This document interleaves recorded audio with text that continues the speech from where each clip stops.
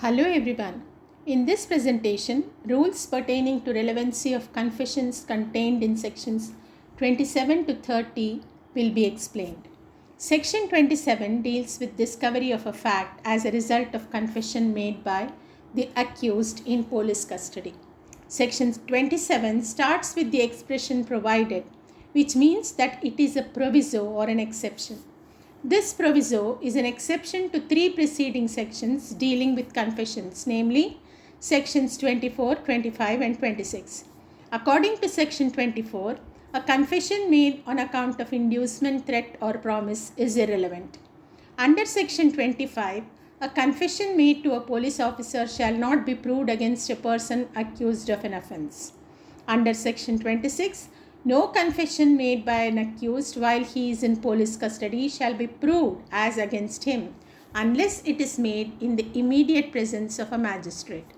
Section 27 is an exception to the above three sections, according to which when information is given by an accused while in police custody and it leads to the discovery of incriminating material, that portion of the information can be proved under section 27. For the purpose of application of section 27, it has to be shown that there is a discovery of a fact. The fact must be discovered in consequence of the information. The information must have been given by the accused while he is in police custody. So much of such information which distinctly relates to the fact thereby discovered may be proved. Section 27 consists of a very important rule. It is founded on the principle that even though the evidence relating to confessional or other statements made by a person while he is in police custody is tainted and therefore inadmissible, if the truth of the information given by him is assured by the discovery of a fact, it may be presumed to be untainted and is therefore declared provable insofar as it specifically relates to the fact thereby discovered. The section says that if a fact is discovered in consequence of information given by an accused person in police custody, that is, the person giving the information must be an accused person either at the time of confession or later put up for trial, and he must be in police custody at the time of giving information to the police. If the accused person not in police custody gives information to the police, and if it is a confession, section 25 operates as a bar to its reception. Even if a fact is discovered in consequence of such information, the section would still be a bar because section 27 will not apply as he was not in police custody. If it is not a confession but a mere statement, section 162 CRPC would operate as a bar, and even if a fact is discovered, section 162 of CRPC would still be a bar because section 27 cannot apply as the accused is not in police custody. If on the contrary, the accused person is in police custody, then if it's a mere confession or a mere statement to the police, section 25 of the Act and section 162 of CRPC respectively would make them inadmissible. But if a fact is discovered in consequence of such information, section 27 would apply and the portion of the statement mentioned in the section can be taken into consideration.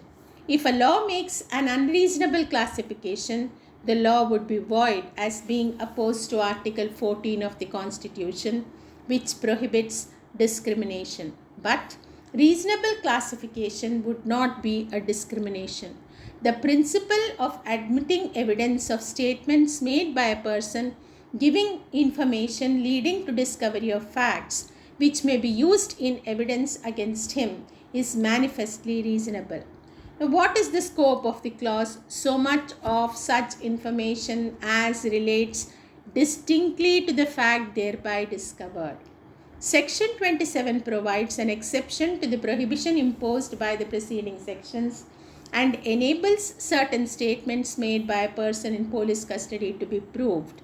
The conditions necessary to bring the section into operation is that The discovery of a fact in consequence of information given by a person accused of an offense to the police officer in whose custody he is.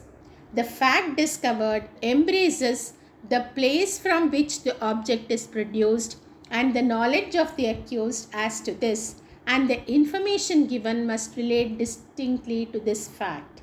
Information supplied by a person in custody that I will produce a knife concealed in the roof of my house does not lead to the discovery of a knife.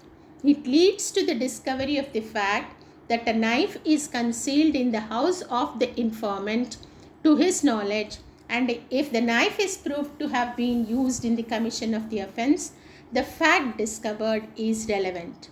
But if to the above statement the words be added, with which I stabbed A, these words are inadmissible since they do not relate to the discovery of knife in the house of the informant.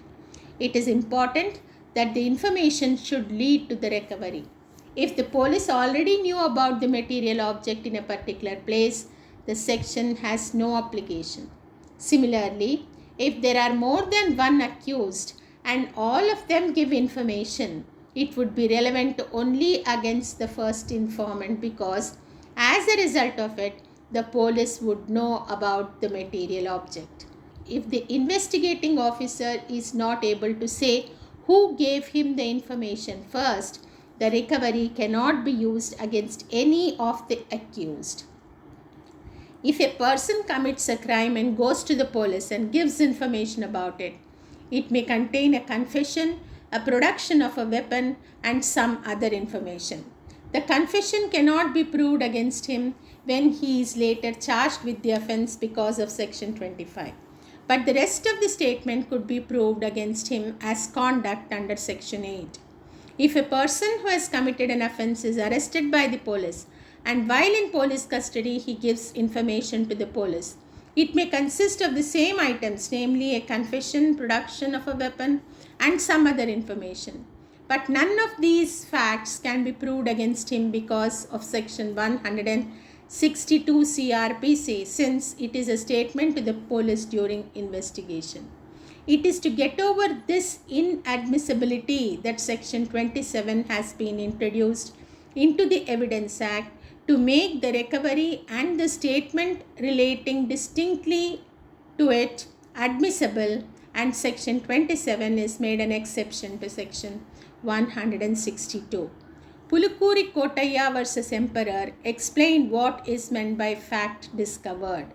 Now, what is admissible under Section 27 is that portion which relates distinctly to the fact discovered except the confession. The phrase whether it amounts to a confession or not in Section 27 relates to information and not to so much of such information. If the accused is not in police custody when he gave the first information, the entire non-confessional portion would be admissible. If the accused was in police custody, then only that portion of the non-confessional statement which relates to the discovery of a fact would be admissible against the accused. When the accused, while being in police custody, makes a disclosure statement leading to the recovery of weapons, such recovery is capable of inspiring confidence only when some impartial punch witnesses are present at the scene of recovery. The police has to prepare a recovery memo and take the signature of the accused. Such recovery memo is to be attested by punch witnesses. According to Article 23 of the Constitution, no one accused of any offense shall be compelled to be a witness against himself. The information given by an accused person to a police officer leading to the discovery of a fact which may or may not prove incriminatory has been made admissible in evidence by Section 27. If it is not incriminatory of the person giving information, the question of contravening Article 23 of the Constitution does not arise. It can arise only when it is of an incriminatory character so far as the giver of the information is concerned. If self-incriminatory information has been given by an accused person without any threat, it will be admissible in evidence, and that will not be hit by Article 23 of the Constitution for the reason that there was no compulsion. Thus, the provision of Section 27 of the Evidence Act is not within the prohibition under Article 23 of the Constitution unless compulsion has been used in obtaining the information. Under Section 29, a confession which is not made on account of an inducement, threat, or promise, or to a police officer, or in police custody, cannot be rendered irrelevant on the grounds of promise of secrecy, deception, drunkenness, interrogation, and want of warning. Under Section 23, if an admission is made on an express understanding that the evidence of it is not to be given, the admission is irrelevant. But that principle is not applicable to criminal proceedings, as the public interest lies in the prosecution and punishment of the culprits and not in compromising with them. Thus, if a confession is made by the accused on the promise of secrecy, it can be proved under Section 29, provided it is not made on account of inducement, threat, or promise, or to a police officer, or in a police custody. In the same way, a confession cannot be rendered irrelevant merely because it was made by the accused in consequence of deception practiced on him for the purpose of obtaining it. A confession which is otherwise relevant cannot be invalidated merely on the ground that the accused was intoxicated while making it. It is immaterial whether the person has intoxicated himself voluntarily or involuntarily, that is, without his knowledge or against his will. A confession which is otherwise relevant cannot be disqualified on the ground that the confession was made in answers to questions which the accused need not have answered, irrespective of the form of these questions.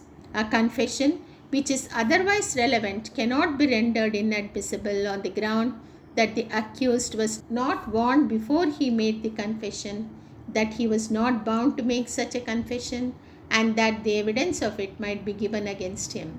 This provision appears to be in conflict with the provisions of Section 164 CRPC, which provides a mandatory procedure that has to be followed by the magistrate for the purpose of recording the confession of the accused.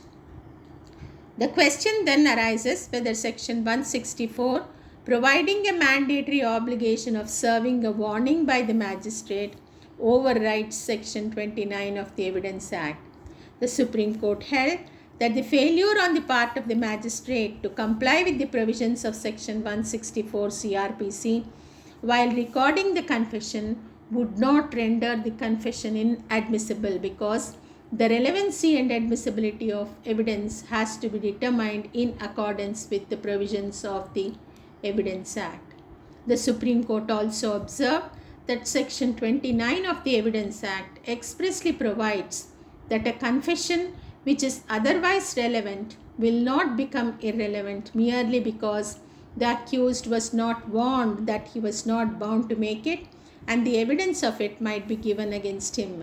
However, the evidentiary value of such confession recorded in a defective manner will be greatly impaired. Under English law, a confession can be proved as against the person who makes it and not against others. But Section 30 of the Evidence Act in India makes a departure from the English law and says that the confession made by one accused can be proved as against the other accused in a joint trial.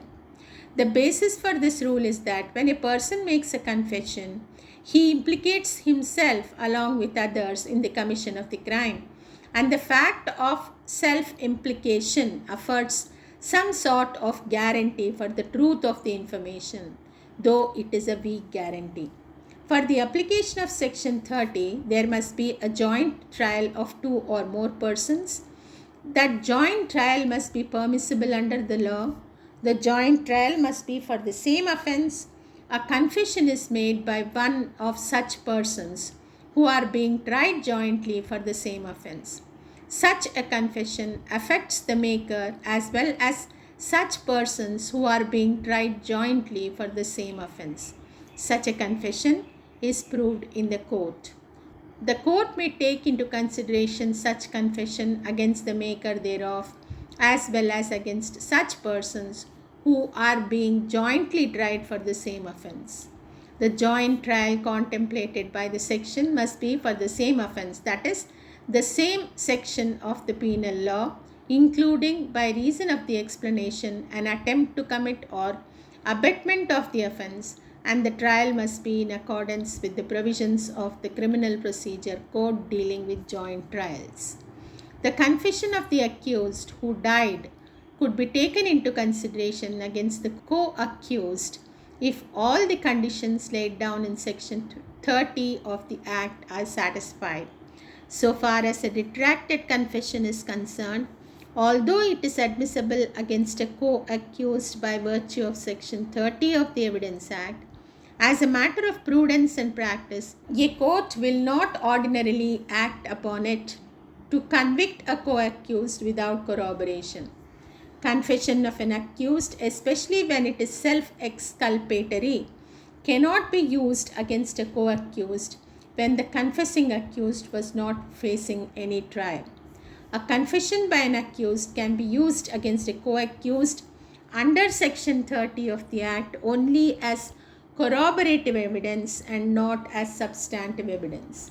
The Act deliberately omitted the word relevant and used the expression taken into consideration, which means taken into consideration along with some other evidence. If there is no other evidence, the confession of one accused cannot be taken into consideration against the co-accused. This, in brief, is about confessions under sections 27 to 30 of the Evidence Act. Thank you.